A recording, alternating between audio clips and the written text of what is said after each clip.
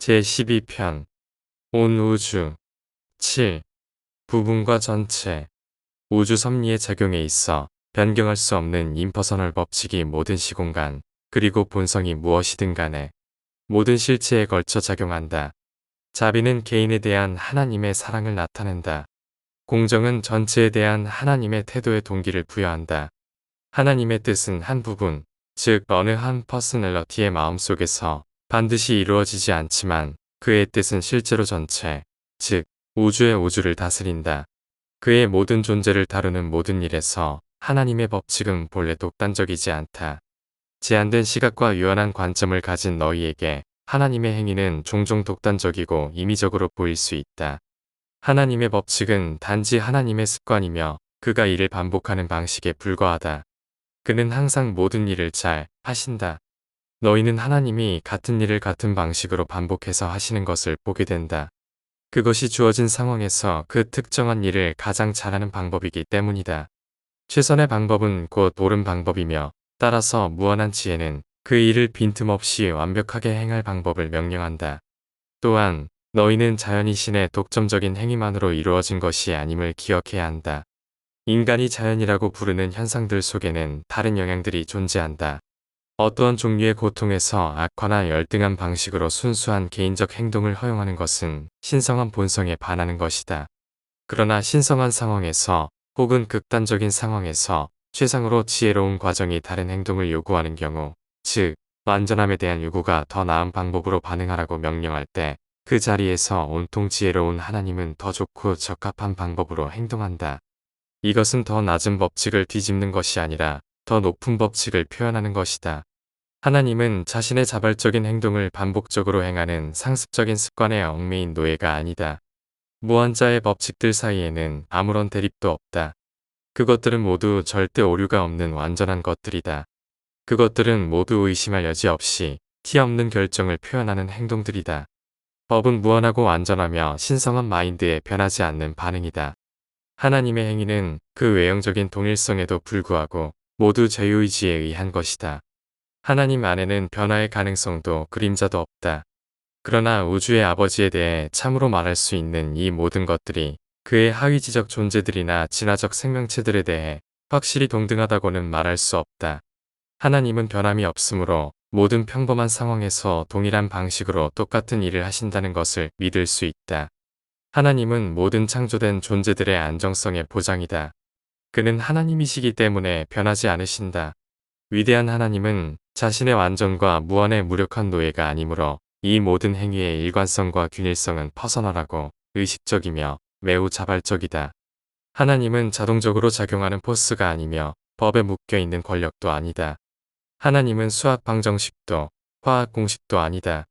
그는 자유의지로 움직이는 최초 퍼스널러티이다. 그는 우주 아버지이며 퍼스널러티로 충만한 존재로 우주 모든 생명 존재들의 퍼스널러티 근원이다.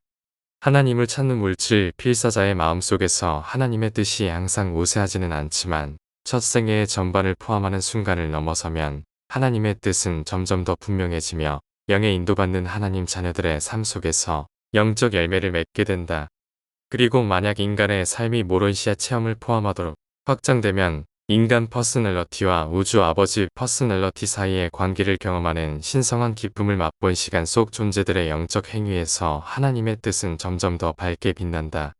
하나님의 아버지됨과 인간의 형제됨은 퍼스널러티 수준에서 부분과 전체의 역설을 제시한다. 하나님은 각 개인을 하늘 가족의 개별 자녀로서 사랑하신다. 여전히 하나님은 모든 개인을 사랑하시며 그분은 사람을 차별하지 않으시고 그 사랑의 보편성은 전체로서의 관계를 형성하고 보편적 형제애를 만들어낸다. 아버지의 사랑은 각 퍼스널러티를 무한 속에서 중복되지 않는 아이, 모든 영혼을 통해 대체할 수 없는 의지 생명 존재로 우주 아버지의 독특한 자녀로서 절대적으로 개별화시킨다. 아버지의 사랑은 하나님의 자녀 하나하나를 영화롭게 하며 하늘 가족 각 구성원을 비추면서 만인의 아버지의 친교 회로 바깥에 있는 임퍼서널 수준들과 대비되어 각 개인 존재의 독특한 본성을 날카롭게 드러낸다. 하나님의 사랑은 각 애지 생명 존재의 초월적 가치를 놀랍게 묘사하며 파라다이스 지위를 가진 가장 높은 창조자 퍼스널러티부터 시공간 속의 어떤 진화하는 세계에서 인류의 태동기에 있는 야만족들 가운데 의지의 위험을 가진 가장 낮은 퍼스널러티에 이르기까지 우주 아버지가 그의 자녀들 각자에게 부여한 높은 가치를 분명히 드러낸다. 하나님의 개인에 대한 이 사랑은 모든 개인으로 이루어진 신성한 가족, 즉 파라다이스 아버지의 자유의지를 가진 자녀들 간의 보편적 형제애를 창조한다. 이 형제애는 보편적이기 때문에 전체의 관계를 의미한다. 보편적일 때 형제애는 개별적인 관계가 아니라 전체적인 관계를 드러낸다. 형제애는 전체의 실체이며 따라서 부분의 특성과 대조되는 전체의 특성들을 나타낸다.